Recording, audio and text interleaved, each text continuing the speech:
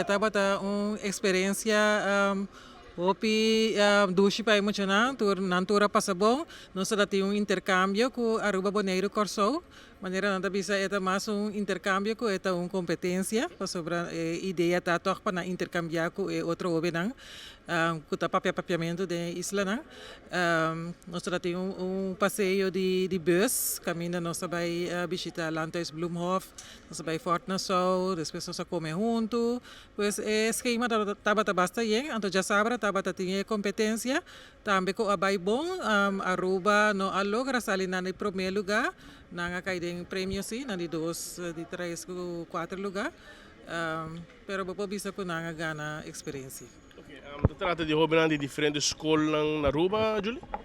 Sim, de casa aqui nós temos Seque Colégio, nós temos Abraham de Veer School, San Antonius Colégio, segundo é três escolas nang taes nang ko a gana ko a participar na ABC. Nós de 14 edição na Aruba.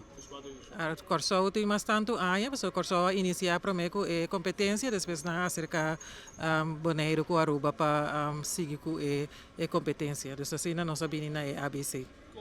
Ex-participante que Rafael Garcia, ela gana a passar ganador absoluto da 2021 de ABC. E aí aqui dorco ela toma lugar na Aruba, nós a Ibele Corso e estava coach de Ehobena. O que é o seguinte passo para o projeto aqui, Julie? Bom, essa aqui é uma competência de turanha, pois nós está acerca da escola secundária fora de Trempang, nós está acerca de docente de papiamento, principalmente, para motivar e jovens para participar.